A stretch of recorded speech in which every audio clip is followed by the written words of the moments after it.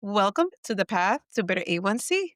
I am Jenny, a board certified health and wellness coach, and this is the place where I share simple, science backed ways to help you take charge of your blood sugar, your A1C, eat with confidence, and protect your overall health and wellness. Now, let me start with a fact that always surprises people. 90%, that's 90%, of adults don't get enough fiber. And if you've been told you have prediabetes or you know you are at risk, that fiber gap could be actually the reason your blood sugar never feels steady. In today's episode, I am going to explain why fiber is one of the most powerful tools for prediabetes management. You're going to learn how it helps control your blood sugar, your cravings, and also your energy levels. And I will share 10 practical high fiber foods across different categories so that you can start closing the gap and increasing that right away. Now, when I first looked at my own meals, I thought I was doing pretty well. I had fruits, I had vegetables, I was watching sugar, especially the added sugar. But when I actually counted up the grams of fiber, I realized I was falling way short. So, and I could feel it, right? I was hungrier that what I should have been. I had a bit more cravings at times, and that classic afternoon crash, I could feel it. And it depended a lot on what I was eating. Now, I noticed that I was eating protein and I was eating vegetables, but I was really not paying attention to the fiber. Now, my clients often discover the same thing. They're putting in so much effort to manage that prediabetes, but without enough fiber, the blood sugar swings are sharper and the cravings are harder to manage. Now, adults should be getting about 25 to 30 grams of fiber per day. There are some institutions that will actually recommend that you will even increase that more and try to reach 40 grams a day. Most of us are pretty much getting between 12 to 15 grams.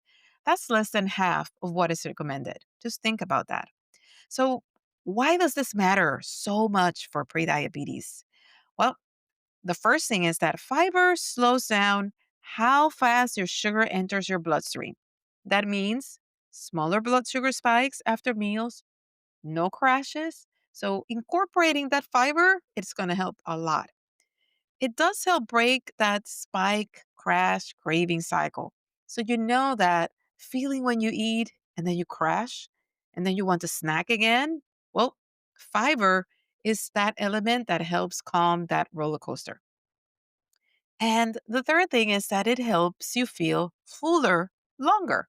So you naturally eat less without having to count or cut everything out. That's why fiber isn't just about digestion, it is a key nutrient for blood sugar balance. Now, here's where it gets practical, right? Like I wanted to give you something that you can take with you and start incorporating right away. That is kind of like my motto. So, here are 10 fiber rich foods that you can start incorporating across different categories. Now, these 10 foods come actually from five categories that are included in the full plate living framework. And the beauty of this is that you don't have to rely on just beans or grains. There is just something for everyone. And there's so many sources of fiber. You can really pick and choose the ones that you enjoy and incorporate that in your everyday life. Now, let's start with category one, right? Like beans and legumes. The ones that actually are higher in fiber are black beans and chickpeas. Now, cooked black beans have about 15 grams of fiber per cup. If you go for the chickpeas have about 12 grams per cup. Now, for my pre-diabetics, diabetics, these are great sources of fiber. These are carby vegetables. So just think about that. However, this is great for you to incorporate because it has the carbs, it has the protein, and it has fiber. So it's almost like a complete item right there. Now, if you go to category two, which are whole grains, the two that have the most, it's not like super high, but they have the most quinoa for 5 grams per cup and it's naturally gluten free. So if you have to be gluten free, this is a great option. Oats have about 4 grams per cup when they're cooked. That's why for my individuals with prediabetes and diabetes, I actually tell them to watch out when they're eating oats just because sometimes it is a little bit much carbs in the morning. So, what I tell them is to experiment and add some fiber in the forms of fruit, in the forms of seeds. And I will talk about that a little bit later. And also to pair them with some sort of protein as a side to avoid the spike. But I always tell them assess how you feel. I personally get a spike each and every time I have oats. So the times that I want them, I make sure that I pair them with protein that is on a morning that I know that I'm going to be active right after to avoid that spike. But everybody's different. So you need to assess that and see how you feel. Now, the third category would be fruits. Fruits are great. And the beauty about fruits is that, yes, the sugar that they have is fructose, but they have fiber. So the two that actually have a pretty good amount of fiber are raspberries and blackberries. They're about 8 grams per cup. If you want to start today, incorporating something that it's a complex carb that has some fiber is to incorporate a piece of fruit in your meals. Now, the fourth category would be seeds and nuts.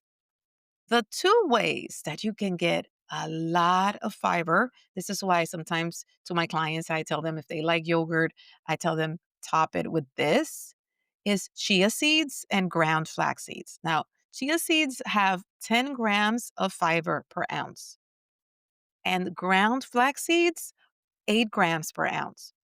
So with chia seeds, you get some omega 3s. So your brain is going to be happy. It's going to have that good fat as well. With ground flax seeds, this is great for my ladies that are perimenopausal or menopausal. It does help a lot with the hormone balance. So keep that in mind. However, we can all enjoy it. Um, put it as a topper, even for the oats that I mentioned before. That's another way of adding fiber and exploring if it does spike your blood sugar or not. The fifth category that is between like vegetables and greens. Obviously, like the vegetables that are greener, sturdier, they're going to have more fiber. But believe it or not, kale has about 5 grams per 2 cups when it's raw. And the sweet potato with the skin, it has about 4 grams for like one that is medium. So you see how a lot of these higher in carbs vegetables, while they're great and you should incorporate them in your diet, they don't have as much fiber. So just something to keep in mind. And I will suggest explore, see what your favorite fruits and vegetables are, and do an assessment and see if there is either a meal or a vegetable that maybe you can swap for something that has a bit more fiber.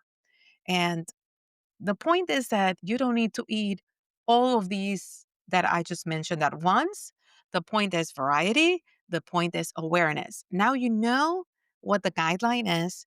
You have an idea of certain things that you can incorporate. And if you don't like these, research and see if you find other options that you enjoy and incorporate them. Um, but pull them from different categories. Make sure that you have variety so that you also get nutrition from it. And that way, you're going to naturally close your fiber gap and make every meal more blood sugar friendly. So here is your action step. Pick one category and add just one food from that category into your meals. It could be raspberries on your breakfast. It could be quinoa instead of white rice or sweet potato with your dinner. But remember that one small change is all it takes to start moving closer to your daily fiber goal. Now, if you would like more guidance on making fiber a consistent habit, check out the Full Plate Living program that I am offering in October. It's designed to help you crowd your plate with fiber rich foods in a simple, realistic way without extreme diets. You know, I'm not for that. And it's more about, and you're going to hear this, powering up your meals, meaning you get your meal and you find ways of adding that fiber and eating those fiber rich foods first. And that automatically will start switching, and you're going to see the benefits. Um, and I will be sharing a little bit more in the upcoming weeks, but it will launch in October. And I will put the link if you want to see a little bit more about that. It is an 8-week program that I'm going to be running live group coaching. And it will be an amazing way for you to have the support and do it with a fun group of people and incorporate the fiber.